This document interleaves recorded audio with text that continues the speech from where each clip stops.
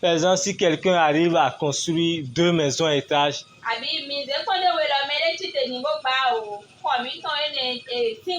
et il a 10 terrains, on peut dire que dans le domaine matériel qu'il a percé, parce qu'il a franchi des étapes que tout le monde ne peut pas franchir. Amen. Donc c'est ce de quoi il sera question dans notre réveil. Donc la percée dans le domaine spirituel. Donc nous allons prendre nos Bibles et nous allons lire dans 1 Corinthiens. 1 Corinthiens, le chapitre 4, le verset 20. Si quelqu'un a trouvé, il peut lire. 1 Corinthiens, chapitre 4, le verset 20. 1 Corinthiens 4, verset 20. Oui. Car le royaume de Dieu ne consiste pas en parole, mais en puissance.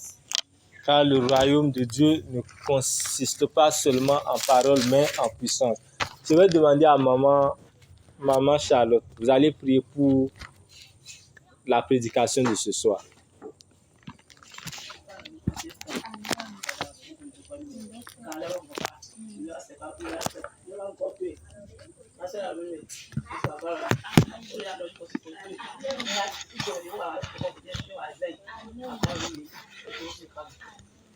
Amen. Donc dans le verset que nous venons de lire dit que le royaume de Dieu ne consiste pas seulement en parole mais en puissance.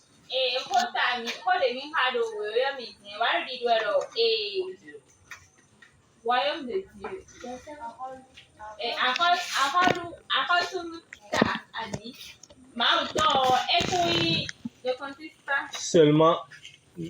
Ne consiste pas seulement en parole mais en puissance.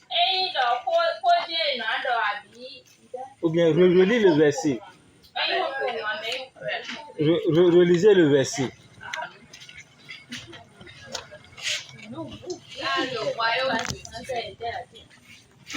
Car le royaume de Dieu ne consiste pas en parole, mais en puissance. Donc le royaume de Dieu ne consiste pas seulement en parole, mais en puissance. Cela veut dire quoi? Si tu es chrétien, ta vie chrétienne ne doit pas s'arrêter seulement à dire je suis chrétien. Ou bien que je prie. Ou bien je fais des jeûnes et prières. Mais on doit voir la puissance de Dieu dans ta vie. Si tu es un serviteur de Dieu, ce que tu fais ne doit pas s'arrêter seulement à dire que Jésus a fait ceci, cela. Ou bien tel homme de Dieu dans la Bible a fait ceci, cela. Mais dans ce que tu fais, on doit constater qu'il y a de la puissance. Amen. Dans le nom de Jésus, il y a de la puissance. Et quand on parle de force dans le domaine spirituel, il n'y a aucune force qui puisse se mesurer à la force que nous avons en Jésus.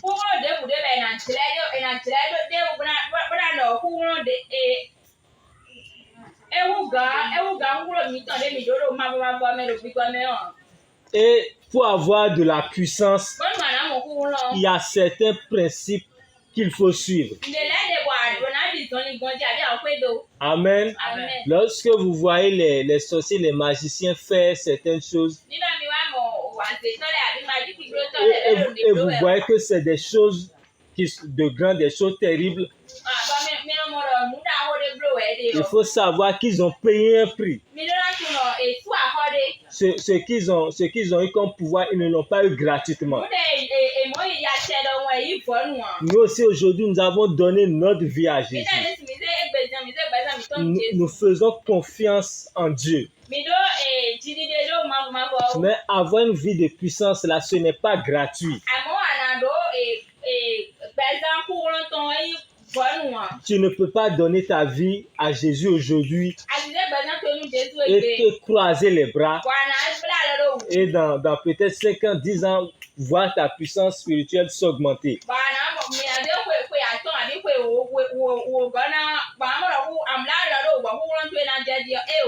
Si tu donnes ta vie à Jésus et que tu ne fais rien, tu vas rester toujours à la même étape. Donc c'est la raison pour laquelle durant ce premier jour, nous allons parler des principes pour expérimenter la percée dans le domaine spirituel.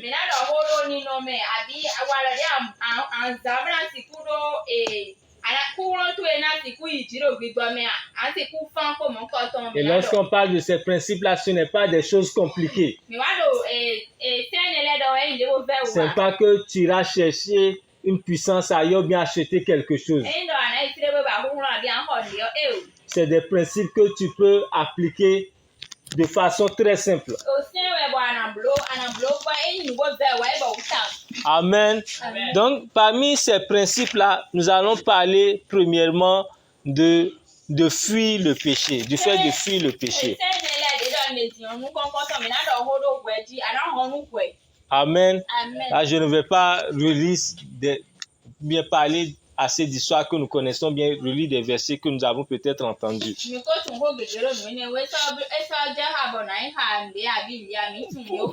Pour comprendre que le péché est très dangereux,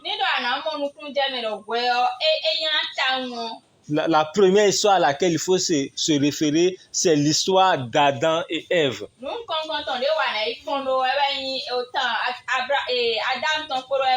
Dieu est amour. Dieu est aussi juste. Selon la loi de Dieu, si tu pêches, tu dois être puni.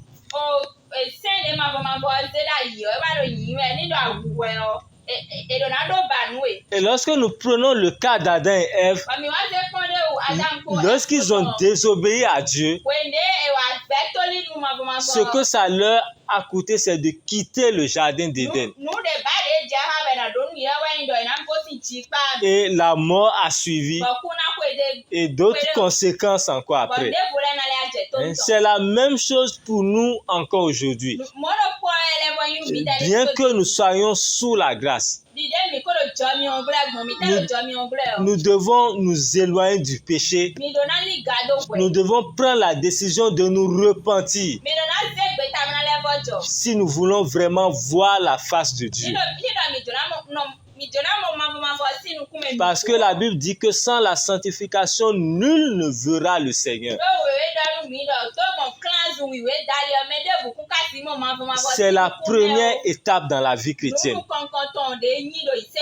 Quand on parle du péché, on peut donner des exemples. Le vol, c'est un péché. Le mensonge est un péché. La fornication est un péché. L'adultère est un péché. Toute forme de péché déconnecte de Dieu. Toute forme de péché prive de la connexion avec Dieu.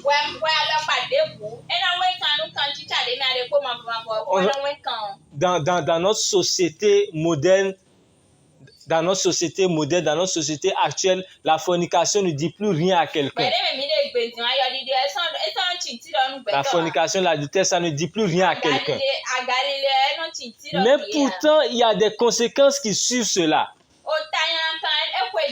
Qu'on soit chrétien ou pas, ceux qui savent vraiment suivre les choses vont voir que c'est des choses qui amènent la malédiction.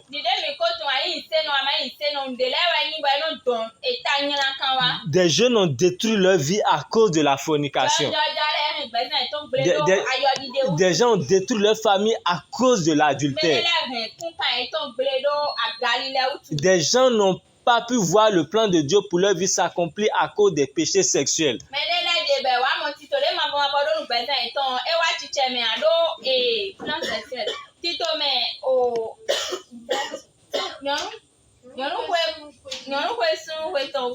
Et aujourd'hui, nous devons être droits dans notre vie.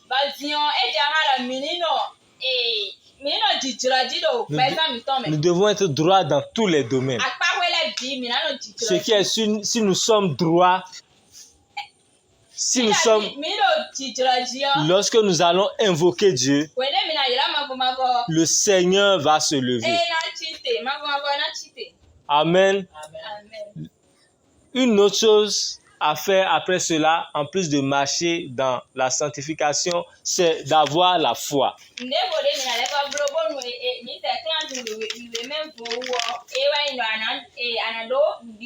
Amen. Nous allons lire certains versets. Nous allons lire 1 Roi 17, le verset 1. 1 Roi chapitre 17, le verset 1. Si quelqu'un a trouvé, il peut lire. 1 Roi chapitre 17, le verset 1. Le verset 1. Oui, vas-y. Le verset 1. Oui.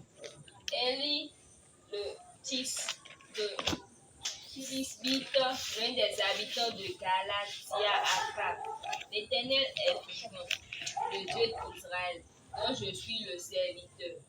Il n'y aura ces années-ci ni rosée ni pluie, sinon à ma parole. Ce qui est important à retenir ici, c'est que Élie, sous l'ordre de Dieu, a décrété qu'il n'y aura plus de pluie dans le pays. Et nous le cadre le plus bon c'est le plus mais c'est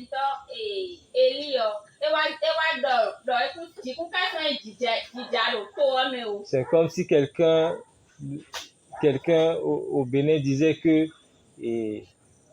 que sous l'ordre de Dieu, à cause de tel crime qui a été commis, qu'il n'y aura plus de pluie au Bénin.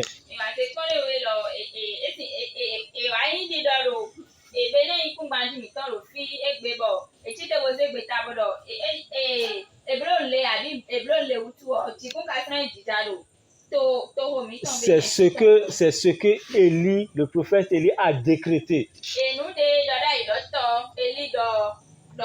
Et cela s'est réellement accompli. Cela veut dire qu'au-delà des climats, par exemple à l'école, on dit qu'il y a des zones, il y a deux saisons pluvieuses, une saison sèche, une saison pluvieuse. Au-delà de tout cela, c'est Dieu qui donne la pluie.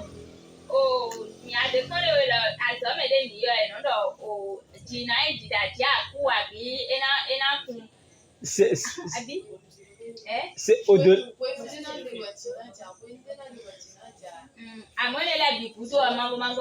Au-delà de tout, c'est Dieu qui donne la pluie. Si Dieu ferme le ciel dans un pays, même en période de pluie, la pluie ne va pas tomber. Nous sommes très loin du Kenya, je peux prendre cet exemple-là. Il a fait des années, on sent pleuvoir au Kenya.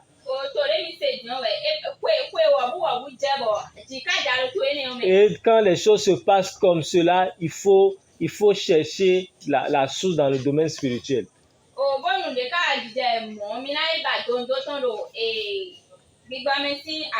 Peut-être qu'ils ont eu à faire des choses qui n'ont pas plu à Dieu et Dieu s'est tourné contre eux.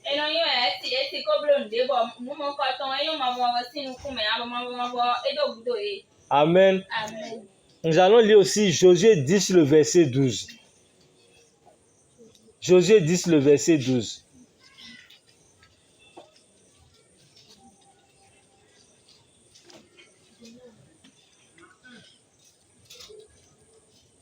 Josué 10, le verset 12. Si quelqu'un... Josué 10, verset 12. Oui. Alors Josué parla à l'Éternel. Le jour où l'Éternel livra les Amoréens aux enfants d'Israël, et il dit en présence d'Israël: Soleil, arrête-toi sur Gabaon, et toi, lune, sur la vallée d'Achalon. Amen. Est-ce que vous avez suivi la lecture? Dans la lecture, là, il est dit que Josué, Josué. Josué qui a succédé à Moïse. Josué me jẹ Moïse gudo o. Il a ordonné au soleil de s'arrêter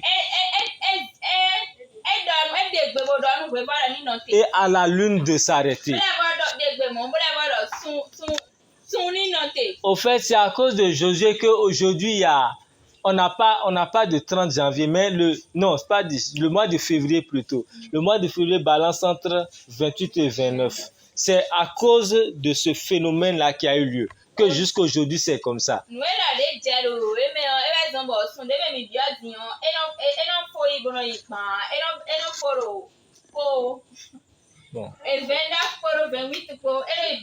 C'est vrai, les scientifiques ne peuvent pas attribuer cela, ne pourront pas attribuer cela à Josué, mais c'est en réalité la source de ce décalage qu'il y a au mois de février. Amen. Ce sur quoi je veux attirer votre attention, c'est quoi? C'est que lorsqu'on parle d'exercer sa foi, il s'agit d'exercer sa foi et concernant ce que l'homme ne peut pas faire.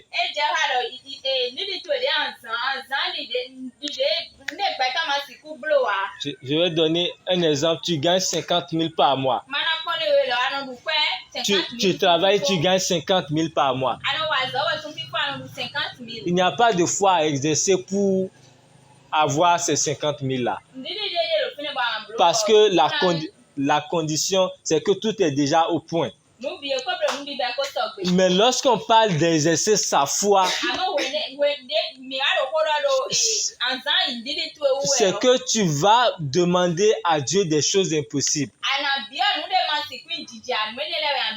Par exemple, Dieu a dit dans sa parole que je ne manquerai de rien. En tant que chrétien, David dans Psaume 23, il a dit, je ne manquerai de rien.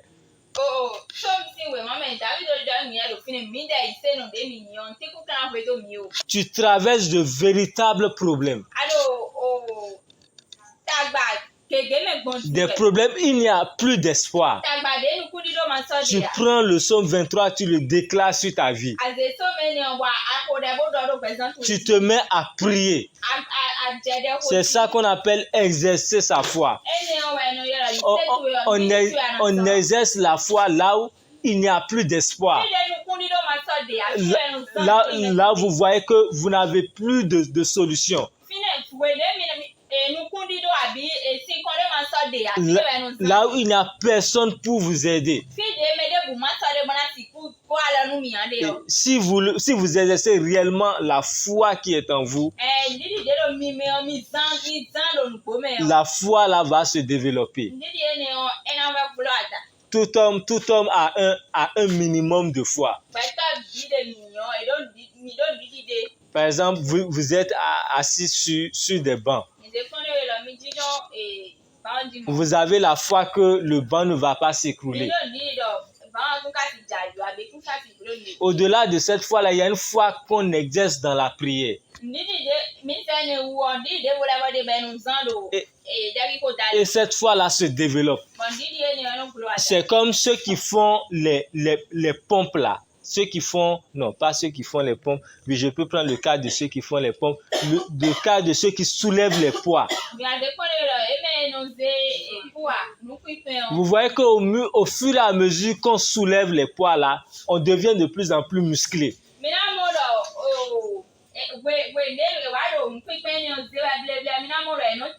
C'est la même chose aussi concernant la foi. Au fur et à mesure que tu exerces ta foi se développe. Et je voudrais vous dire que la foi se développe chaque jour. Amen. Si vous vous levez chaque jour, vous devez avoir la foi que Dieu va faire un miracle dans votre vie. Vous devez avoir la foi que vous n'allez pas tomber. Pour expérimenter la percée dans le domaine spirituel, il faut chercher à être connecté à Dieu. na yi jiro gbigbo me o mi do na ba nu konkonto mi na lo kan chicha mi e ha ma vo. Amen. Amen. J'ai parlé premièrement de la sanctification, de la vie de sainteté, de la vie de pureté. J'ai parlé de la foi. Mais quelqu'un peut avoir ces deux choses-là sans être connecté à Dieu.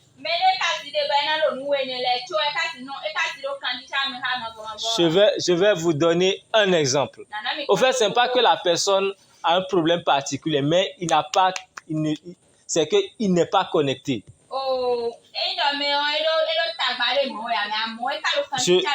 Je vais vous donner un exemple. Il y avait un pays asiatique où je vais dire des petits enfants, en tout cas pas des grands, je ne sais pas s'ils avaient ils avaient même l'âge de l'adolescence, mais ce n'était pas quand même des jeunes. Ils voulaient se rendre dans une autre ville, je vais dire, pour l'évangélisation.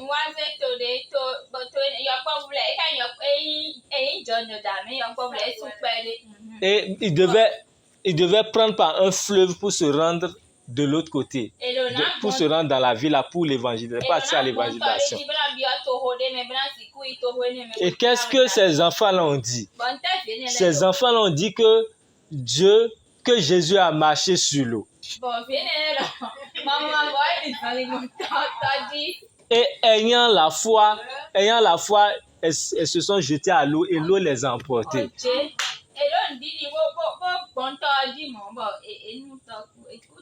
C'est pour vous dire qu'il faut chercher à être connecté à Dieu pour exercer sa foi.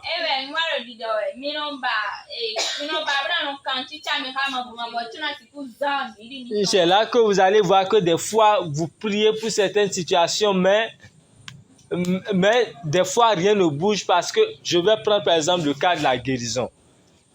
Des fois, on prie pour la guérison et rien ne se produit parce qu'on n'est pas connecté.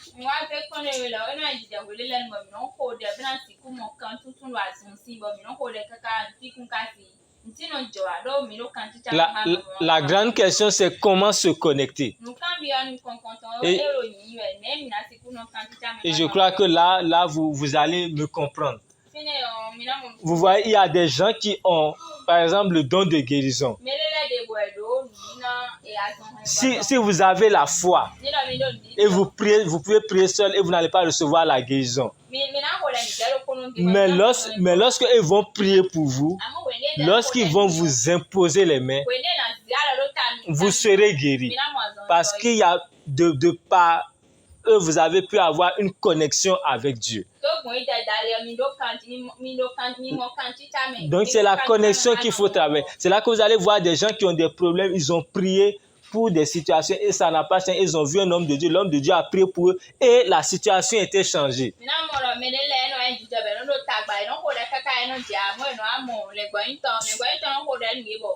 C'est parce qu'ils ont pu se rapprocher de quelqu'un qui est connecté à Dieu.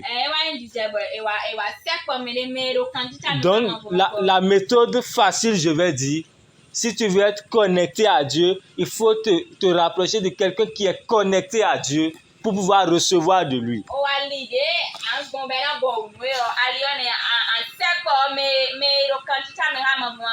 J'ai parlé premièrement de quoi? J'ai parlé premièrement de la sanctification. J'ai parlé deuxièmement de la foi. Et j'ai parlé après de la nécessité de se connecter. Et dans la nécessité de se connecter, j'ai dit qu'on peut se connecter de par quelqu'un qui est connecté à Dieu. Maintenant, une autre façon de se connecter à Dieu,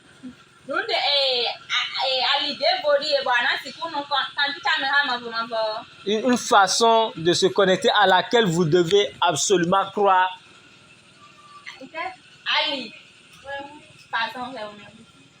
Ou bien une autre méthode avec laquelle vous pouvez vous connecter à Dieu de façon sûre. C'est de lire la parole de Dieu. Amen. Nous allons lire Psaume 119, verset 105. Psaume 119, le verset 105.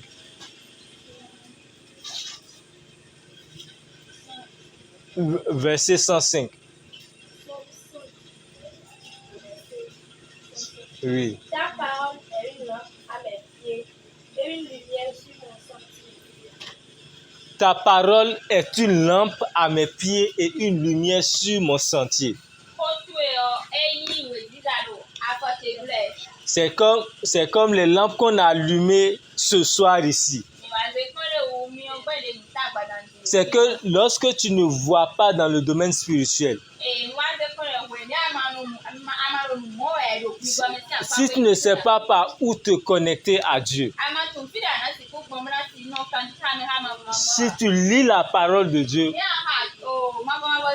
tu seras éclairé. Si tu lis la parole de Dieu, tu seras éclairé. Et je peux vous rassurer que la parole de Dieu a un pouvoir. Vous savez qu'il y a des livres, mystiques.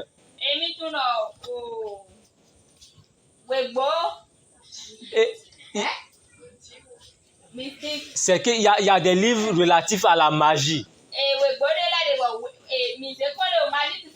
Et si vous les lisez simplement, c'est que vous serez impacté de façon...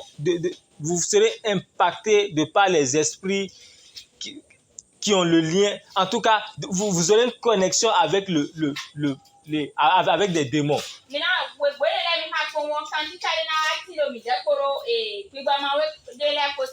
Et de par la parole de Dieu,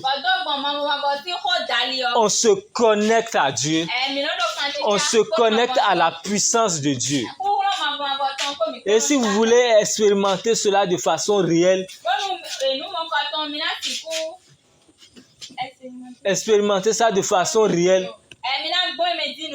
il faut le faire de façon régulière.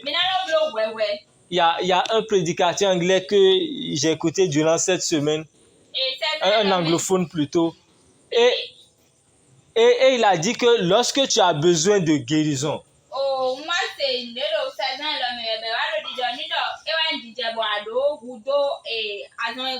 et que tu lis la parole de Dieu concernant les versets relatifs à la guérison,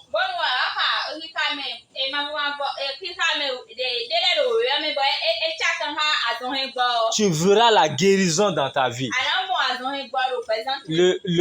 Le dimanche passé, lorsqu'on a fait la réunion des jeunes, il y avait quelqu'un qui avait dit que pour s'en sortir dans le mariage, il faut lire beaucoup la parole de Dieu.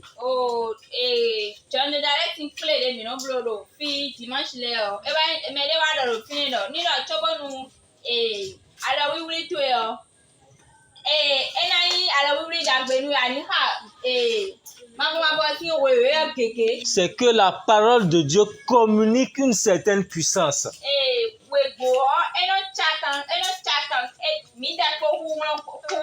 La parole de Dieu n'est pas un livre simple. Amen. Toutes les fois qu'on lit la parole de Dieu, il y a une puissance spirituelle qui est libérée.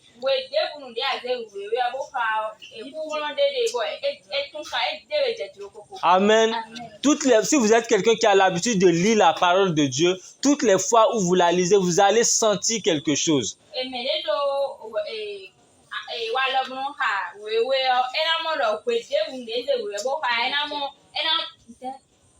Il va sentir il va voir que quelque chose se passe dans sa vie.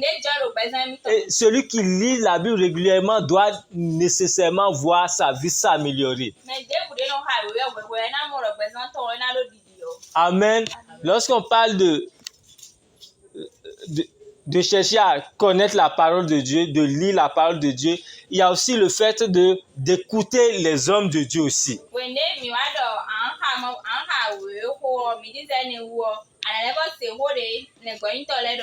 L'homme de Dieu naturellement doit avoir une lumière plus grande que le peuple ordinaire en matière de la parole de Dieu.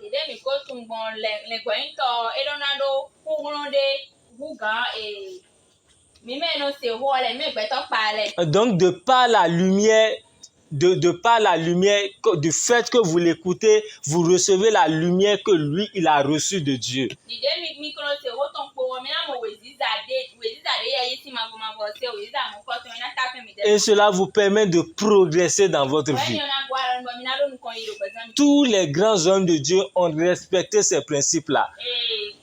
Le gbo yi to da ho le o se mo ko ton le C'est pas qu'ils ont fait quelque chose de particulier, c'est pas qu'ils ont fait quelque chose de bizarre.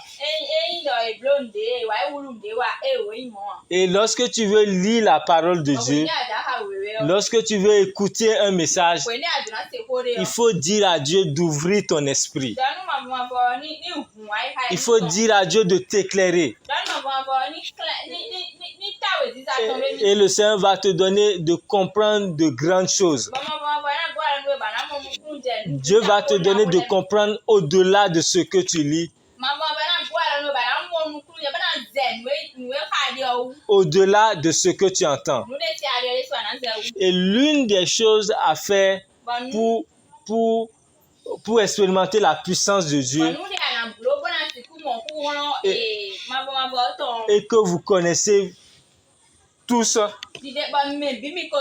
c'est la prière. Amen. Aujourd'hui, on voit beaucoup de gens qui prient. Et c'est très bien. Il y a beaucoup de gens qui aiment la prière. Mais si vous priez sans sanctification, vous priez sans foi, vous priez sans connexion, c'est-à-dire que vraiment, c'est comme si, je ne sais pas comment je vais expliquer cela. C'est comme si vous avez une moto. Vous avez une moto et il n'y a pas d'essence et vous voulez démarrer. Ça ne peut aucunement marcher. Donc, il faut chercher l'essence, ce qui va permettre de démarrer la moto avant de chercher à rouler.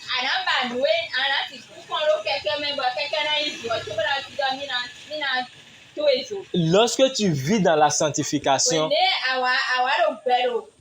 lorsque tu lis la Bible, lorsque tu es connecté aux hommes de Dieu, et lorsque tu pries, ça ne va pas rater. Amen. Beaucoup de gens pensent qu'en venant à l'église, on perd le temps, mais on ne perd pas le temps.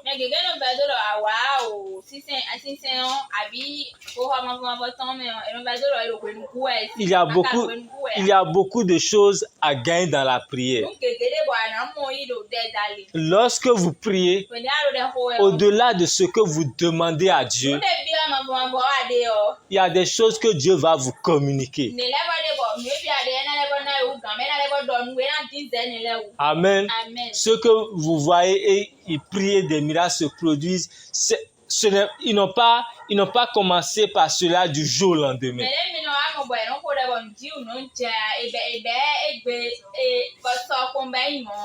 Eux-mêmes, ils ont pris par quelque part.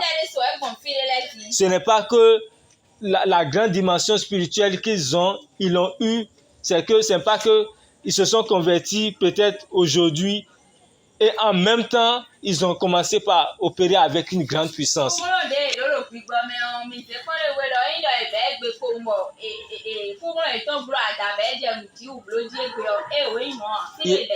Ils ont commencé par prier petit à petit.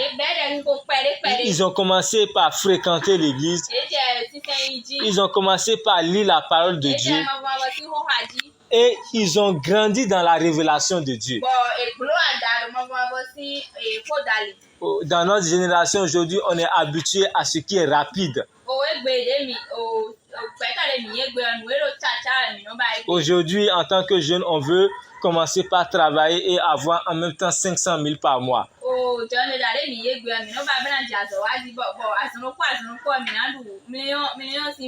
Mais dans le domaine spirituel aussi, on veut tout le temps prier et puis voir le résultat en même temps.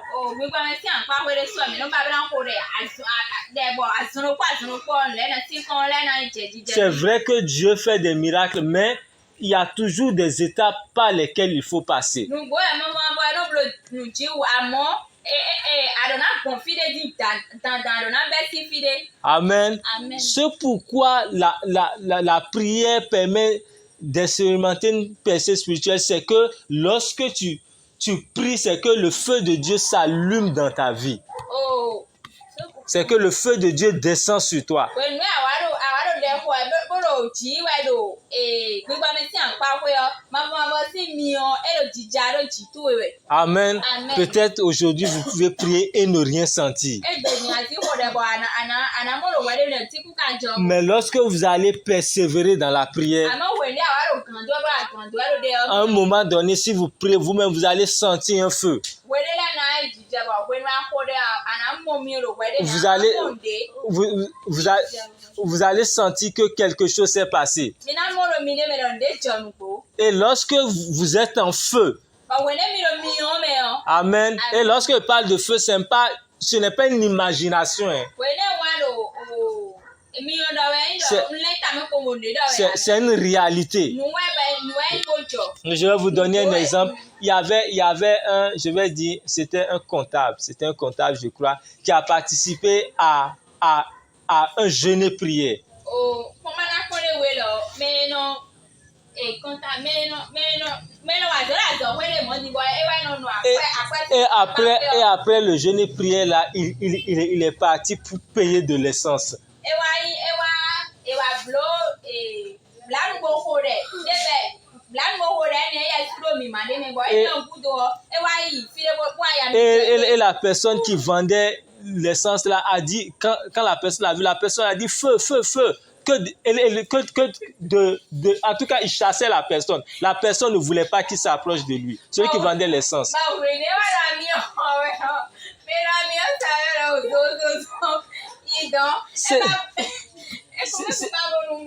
C'est que la personne là, en fait, était un agent du monde des ténèbres.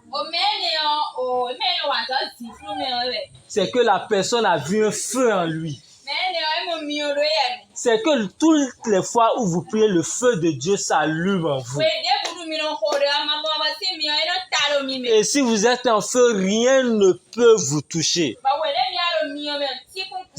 Si un sorcier vous touche, il va recevoir le feu.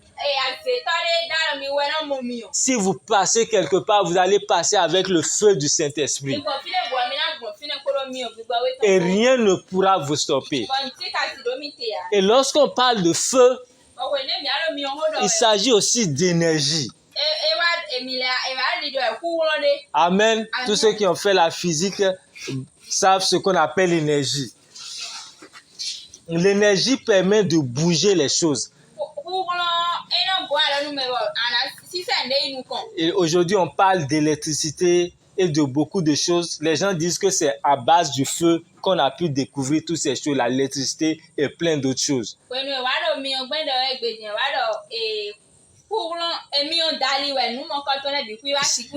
C'est-à-dire que le feu est une grande source d'énergie.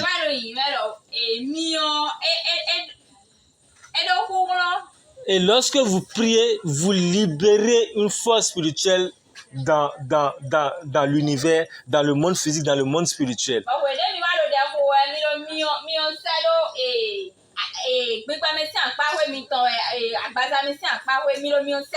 Et si vous avez une grande énergie, vous allez pouvoir bouger de grandes choses dans le monde spirituel.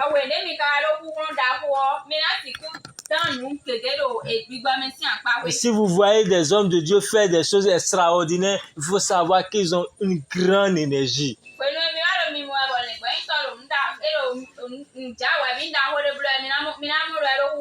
C'est que le feu de Dieu est véritablement allumé en eux.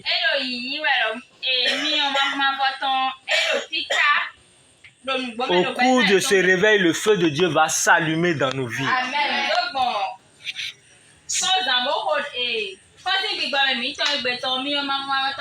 Et si le feu de Dieu était allumé, le feu de Dieu va encore prendre une grande dimension.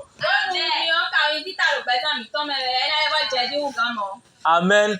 Il y a quelque chose que j'ai à dire avant de terminer.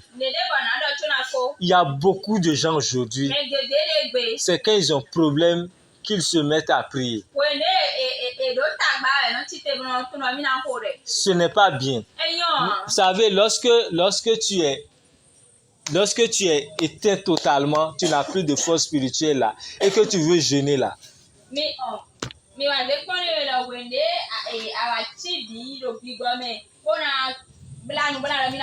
c'est comme si tu es à zéro quoi.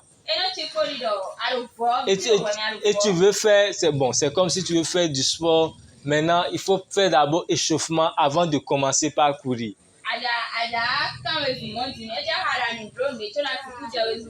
Mais si tu as l'habitude de faire le sport,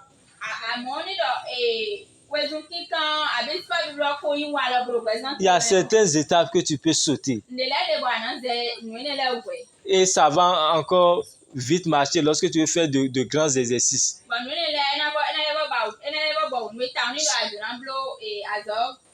Ce que je veux dire par là, c'est quoi? Si tu peux prier par jour 30 minutes, si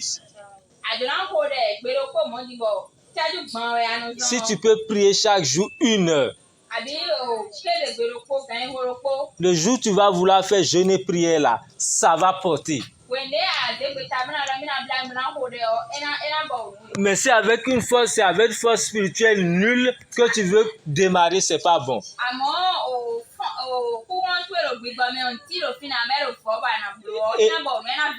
Et il y a beaucoup de gens, ils prient aujourd'hui, après ça fait dans 5 jours.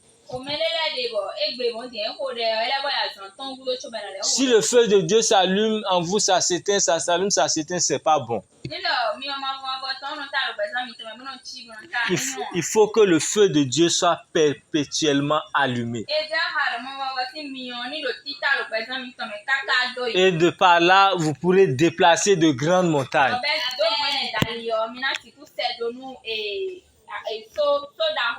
Amen. Nous allons nous arrêter là pour aujourd'hui. Demain, nous allons continuer. Nous allons nous arrêter là pour la prédication, bien sûr. Pour passer à la prière. Demain, nous allons continuer en ce qui concerne la prédication. Amen.